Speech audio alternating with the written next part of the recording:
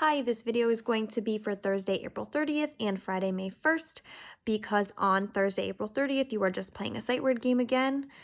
Writing is choosing a prompt from the calendar and drawing a picture, and science is checking and graphing the weather. The math video for the whole week is already up in one shot, so I'm not going to talk about math on here, but we're just going to jump right into Friday, May 1st. So on Friday, we are going to review Describing Connections, and then we are going to read The Pueblo Girl Scatters the Stars. We're going to create our own star pattern and then respond to the writing prompt in your reading journal. Writing's the same, science is the same, and math is already explained on here. So we are going to jump down to page 78 and review Describing Connections one more time for this week.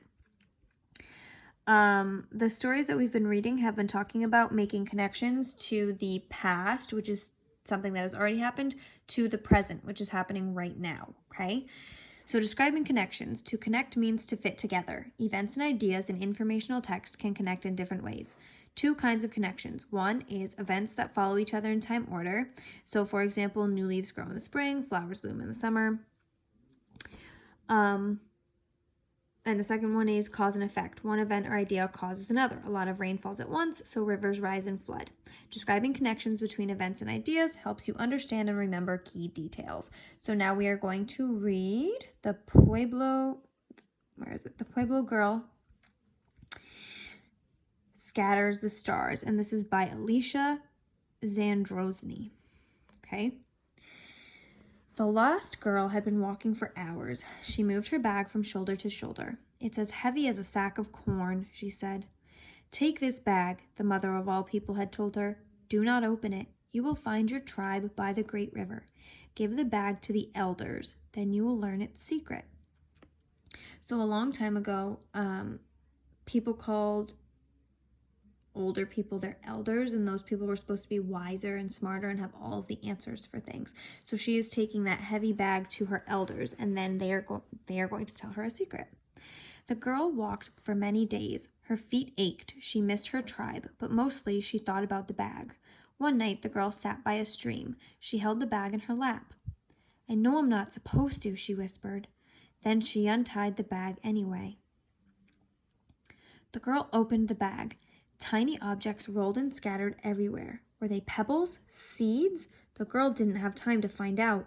The tiny objects moved so fast. "Oh no," the girl cried as she chased the tiny, mysterious things. She grabbed a handful of them. The rest flew away into the sky. They lit up the night. They were stars. The girl stuffed one handful of stars back into the bag. She kept walking. All through that night, the girl thought about what she had done. She felt so much shame. So that means she felt really, really bad and embarrassed that she had let all of those stars out of the bag. Never once did she look up at the bright, twinkling lights. Finally, the girl found her tribe at the river. She quickly gave the bag to an elder. "This bag is from our mother," she said. "I did not listen to her instructions. I lost so many stars." The elder was kind. He said, "You cannot ever lose the stars. They are always with us." The elder opened the bag. He tossed the rest of the tiny stars into the sky. They hung in the shape of a pot. "We will name it Big Dipper," he said. From then on, the girl always looked up at the stars, and she tried to name them, each and every one. So in real life, there is a constellation called the Big Dipper, and there's also a Little Dipper. So if you go outside at night and look up at the stars, you should be able to find this shape in the sky. So you are going to draw your own star right here.